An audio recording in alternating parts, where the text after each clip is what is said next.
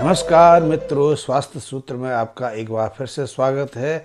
और आज का हमारा विषय है जो हमारी नेचुरल इम्यूनिटी पावर है, जो हमारी प्राकृतिक जो प्रतिरक्षक शक्ति है वो क्या है, हमारी नेचुरल इम्यूनिटी के रहस्य क्या हैं और इसे हम कैसे प्राप्त कर सकते हैं। ये एक बहुत अच्छा विषय है क्योंकि हमारी जो नेचुरल इम्यूनिटी पावर है वो बहुत स्ट्रांग होती है, बहुत प्रबल होती है और हमें सैकड़ों तरह के रोगों से न केवल बचाती है बल्कि हमें स्वस्थ जीवन के लिए प्रेरित भी करती है। तो इस नेचुरल इम्यूनिटी के बहुत सारे रहस्य हैं, आज हम इसी पर बात करेंगे। जैसा कि आप सबने गौर किया होगा कि हर साल हमारे जो जो फार्माकोलॉजी जो लिस्ट है उससे सैकड़ों मेडिसिन्स आउट ऑफ लिस्ट हो जाती हैं और हमें पता भी नहीं चलता क्यों होती हैं। ये जो कारगर दवा हैं जिन्हें हम एक समय अति प्रभावशाली दवाएं मानते थे, जीवन रक्षक दवाएं मानते थे, रामबाण दवाओं की उन्हें उपमा दी जाती है और वो दवाएं अचानक फार्माकोलॉजिकल लिस्ट से बाहर क्यों हो जाती हैं, उन्हें आउट ऑफ प्रैक्टिस क्यों कर दिया जाता है। ये एक रहस्य है, ये एक विषय है। यदि आपको इस बात का पता हो तो मुझे इसके विषय में अवश्य बताएं और यदि बता सकेंगे तो बहुत अच्छा रहेगा। यदि आपको भी नहीं मालूम क्योंकि आपकी जो दवाएं हैं क्यों आउट ऑफ लिस्ट हो जाती हैं, क्यों आउट ऑफ प्रैक्टिस हो जाती हैं, तो आप किसी चिकित्सक से पूछ सकते हैं, किसी स्वास्थ्य विशेषज्ञ से जान सकते हैं। और यदि आपको भी ना पता लगे तो इसका पता लगाने की आप भी कोशिश करें। मैं तो बहुत दिनों से कोशिश कर रहा हूं। मैं उदाहरण दूं कि आज से 30-40 साल पहले पेनिसिलिन नामक दवा बहुत प्रचलित थी, उसे जीवन रक्षक दवा के रूप में प्रयोग किया जाता था। उसके कारण सैकड़ों जो लोगों ने, लाखों लोगों ने अपनी जीवन दांव पे लगाया। उसके कारण उसकी जो रिएक्शंस होते थे उसके कारण कितने लोगों की जानें गई, फिर भी उसे हम जीवन रक्षक दवा मानते रहे। पेनिसिलिन के बाद एमोक्सिसिलिन आई, एम्पिसिलिन आई, कोक्सासिलिन आई, कई दवाएं आती रहीं और वो प्रैक्टिस से बाहर होती गईं। उनको भी एक समय जीवन रक्षक माना गया, उन्हें भी अति कारगर दवा के रूप में प्रयुक्त किया गया। आपने देखा होगा कि दर्द की एक दवा बहुत प्रचलित थी, इसे हम फिनाइलबुटाजोन कहते थे, ऑक्सीफिनाइलबुटाजोन कहते थे, या नोवोलजीन, एनाल्जीन, ऐसी कई दवाएं हैं। सैकड़ों ऐसी दवाएं रही हैं जो आज मार्केट में देखने को नहीं मिलती, लेकिन एक समय इनका बहुत प्रसार था और डॉक्टर इनको खुल के लिखते थे और जो रोगी थे इनका खुल का प्रयोग करते थे और भरपूर मात्रा में प्रयोग करते थे। लेकिन आज वो आउट ऑफ प्रैक्टिस हैं। और एक बात और बताऊं कि ये दवाएं तो हमारी फार्माकोलॉजी से या हमारी मेडिकल प्रैक्टिस से पिछले एक दशक में बाहर हुई हैं, लेकिन पश्चिमी देशों में, खासकर जो अति विकसित देश हैं, वहाँ तो इन दवाओं का प्रचलन करीब करीब 60-70 साल पहले ही बंद हो गया, इन्हें प्रतिबंधित कर दिया गया। लेकिन हमारे यहाँ ये दवाएं अब तक बिकती रहीं और अब जाके ये आउट ऑफ प्रैक्टिस हो गई। तो क्या कारण था जो इतनी प्रभावशाली दवाएं धीरे धीरे गायब हो गई, अचानक गायब हो गई। और ऐसी सैकड़ों दवाएं हैं हर साल फार्माकोलॉजिकल लिस्ट से बाहर हो जाती हैं। शायद इसका पता आपको होना चाहिए। और एक चीज़ इनके विषय में जो हम नहीं जानते वो ये है कि जो मैं जानता हूँ, क्योंकि इन दवाओं का प्रचलन इसलिए बंद होता है क्योंकि इनके साइड इफ़ेक्ट्स इतने ज़्यादा हैं, इनको प्रयोग जो करते हैं उनके शरीर पर इनके इतने दुष्प्रभाव पड़ते हैं कि एक दिन जो हेल्थ डिपार्टमेंट हैं, स्वास्थ्य जो विभाग है देशों के, इन्हें प्रतिबंधित करने पर मजबूर हो जाते हैं। फार्माकोलॉजी तो नहीं चाहती, फार्मास्यूटिकल कंपनी भी नहीं चाहती कि इनकी ये दवाएँ बंद हों, कि वो तो इन दवाओं में जीवन रखे कम अपना व्यापार अवश्य ज़्यादा देखती हैं, इकोनॉमिकल फ़ायदा देखती हैं। लेकिन जब अति हो जाती है, जब लोग मरने लगते हैं, जब जो स्वास्थ्य विभाग के पास ऐसी रिपोर्टें आने लगती हैं कि इन दवाओं के कारण लोग रोगी बन रहे हैं, एक के बाद एक रोग का शिकार हो रहे हैं, या एक के बाद एक मनुष्य की मृत्यु हो रही है, तो उसे मजबूरन इन दवाओं को आफ्टर प्रैक्टिस घोषित करना पड़ता है। और फार्माकोलॉजी जो फार्मास्यूटिकल्स हैं उन्हें ये दवाएं बनाने बंद करनी पड़ती हैं। लेकिन यथार्थता न तो वो चाहते हैं, ना स्वास्थ्य विभाग चाहता है कि दवाएं बंद हों और मनुष्य मरता है तो मरने दें। आपको जानकर आश्चर्य होगा कि हर साल पूरी दुनिया में 30 से 50 लाख लोग इसलिए मर जाते हैं कि वो अकारण या तो ज़्यादा मात्रा में दवाएं प्रयोग करते हैं, या जिनको दवाओं की ज़रूरत नहीं है और डॉक्टर उनको अकारण वो दवाएं लिख देते हैं, प्रयोग कराते हैं, उनका सेवन करते हैं। इसलिए या तो उनके शरीर में कोई ना कोई व्याधि पैदा हो जाती है, या जो उनके अंग हैं उसके दुष्प्रभाव से रोग पीड़ित हो जाते हैं, काम करना बंद कर देते हैं, इसलिए अकारण मृत्यु का सामना करना पड़ता है। वैसे एक बहुत सहज स्वाभाविक प्रक्रिया, एक प्रश्न है, या हमारे मन में एक प्रश्न भी आता है कि हमें इन दवाओं की ज़रूरत रहती भी है कि नहीं रहती, या कितनी मात्रा में रहती है।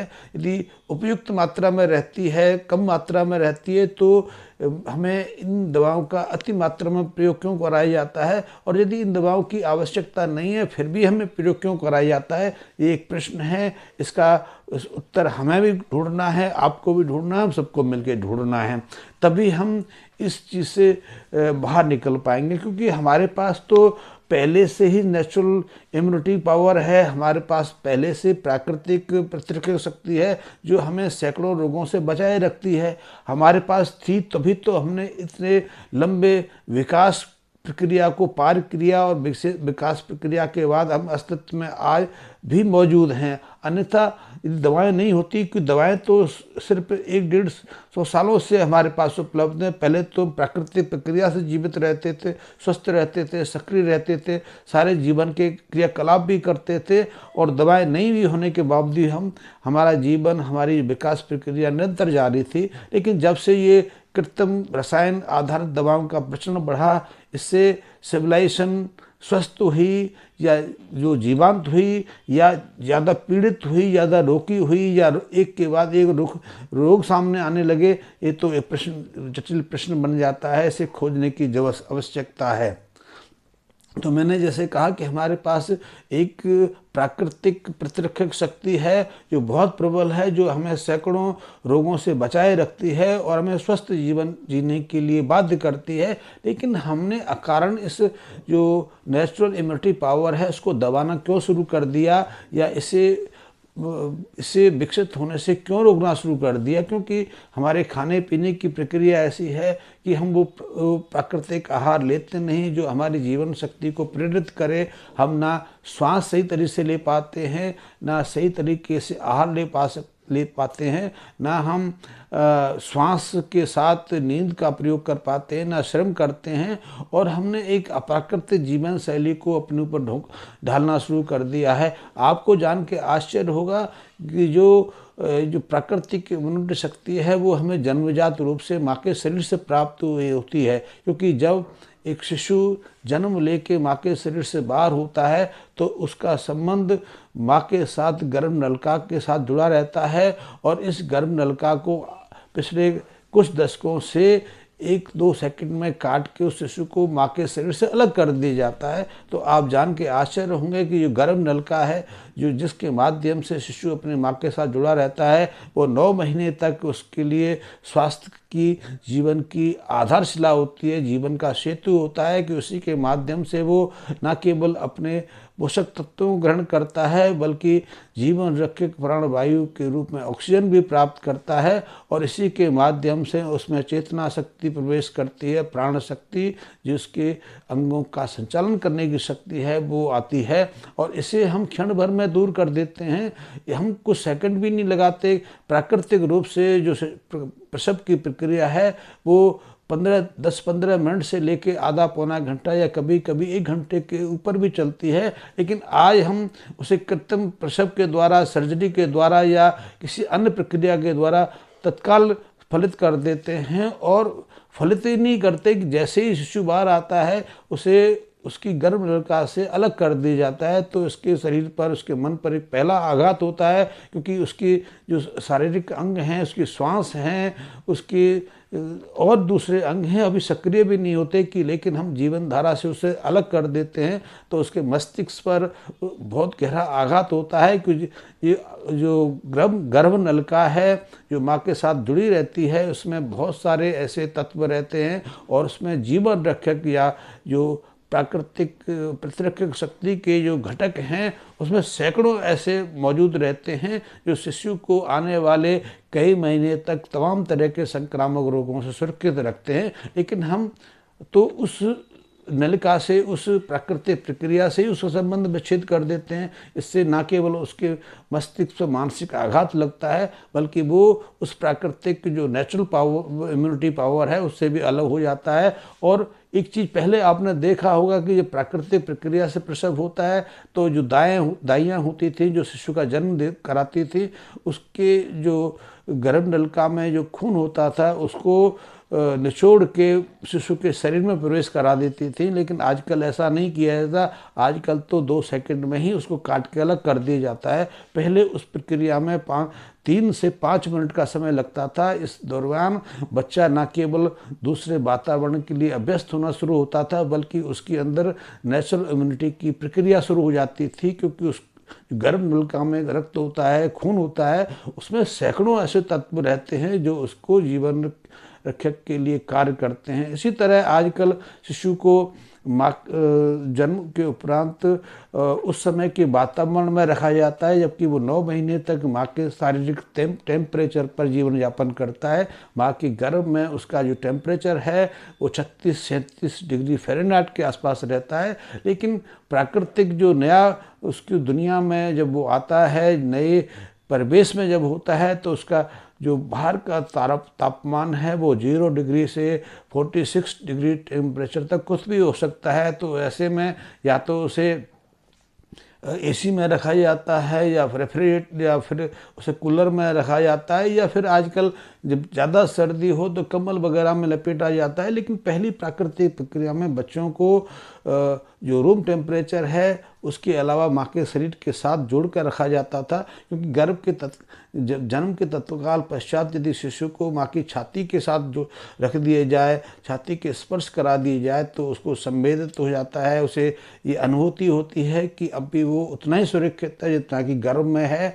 उसके साथ माँ और शिशु के बीच तारतम्य स्थापित होता है। उस तापमान पर वो अपनी प्रतिरक्षक शक्ति को सक्रिय करने के लिए प्रेरित होता है। और इस दरमियान माँ और शिशु को कंबल में लपेट के रखा जाता है। उसके कम प्रकाश की या अंधकारमय कोठरियों में कक्ष में 40 दिन रखा जाता है, जहाँ दूसरे लोगों का संपर्क नहीं होता। आजकल तो जन्म के तत्काल पश्चात जो शिशु के चाचा हैं, चाची हैं, ताया हैं, भुआ हैं, मासी हैं, पड़ोसी हैं, यहाँ तक कि पिता की गोद में दे दिया जाता है। लेकिन पहले 40 दिन तक इन सब से शिशु को अलग रखा जाता था, क्योंकि इनके माध्यम से ही उसको संक्रमण होने की संभावना रहती है। अब ये प्रक्रिया हमने बदल दी। इसी तरह उस समय कम प्रकाश में उसको रखते थे। जो जिस कक्ष में माँ और शिशु को रखा जाता था उसका एक खास तापमान बना के रखा जाता था। माँ को कई तरह की ऐसे अर्क या कई तरह के ऐसे तरल पिलाए जाते थे जिससे कि उसका शारीरिक शुद्धिकरण हो सके और बच्चे के शरीर में उसके शरीर के माध्यम से प्राकृतिक इम्यूनिटी के जो तत्व हैं सहजता से पहुंच सकें। शिशु को भी पहला जो द्रव्य हम सेवन कराते थे वो माँ का स्तनपान होता था। माँ के स्तन में जो प्रथम दूध होता है वो बहुत उपयोगी है। उसमें सैकड़ों तरह के ऐसे एंटीबायोटिक जो जीवन रक्षक तत्व रहते हैं जो शिशु को अगले 6 महीने से लेकर कई साल तक अनेक तरह के रोगों से सुरक्षित रखते हैं। लेकिन आजकल प्रचलन ऐसा है कि हम शिशु को माँ का स्तनपान ना करा के, माँ का दूध ना देकर उसे ऊपर का आहार देते हैं, दूध देते हैं, दूध का पाउडर देते हैं। तो ये भी एक बहुत विषमता वाली स्थिति है कि हम शिशु के शरीर में वो प्राकृतिक तत्व, वो प्राकृतिक इम्यूनिटी विकसित नहीं होने देते। क्यों नहीं होने देते, इसके बारे में तो सोचने का प्रश्न है। क्या हम ना केवल जन्म उसको प्राकृतिक रूप में होने दे रहे हैं, ना गर्भ नलिका के साथ उसके संबंध को यथावत रखने के लिए कुछ समय देते हैं, उसके शारीरिक अंगों को सक्रिय नहीं होने देते, उसे श्वास की प्रक्रिया से पहले ही उसके माँ के साथ का संबंध विच्छेद कर देते हैं, उसे उसकी प्राकृतिक इम्यूनिटी पावर विकसित ना हो इसलिए उसको स्तनपान कराने से वंचित करते हैं। और यही प्रक्रिया जीवन भर चलती रहती है। इसलिए हमारे शरीर में ना तो वो इम्यूनिटी विकसित हो पाती है जो हमें दीर्घ जीवन दे सके, लंबे जीवन में अनेक तरह के संक्रामक रोगों से बचाए रख सके, संक्रामक रोगों के साथ साथ हमारे शारीरिक अंगों को समान रूप से कार्य करने के लिए बाध्य कर सके, शारीरिक अंगों को पूर्णतः विकसित होने में मदद कर सके। हम बहुत सारे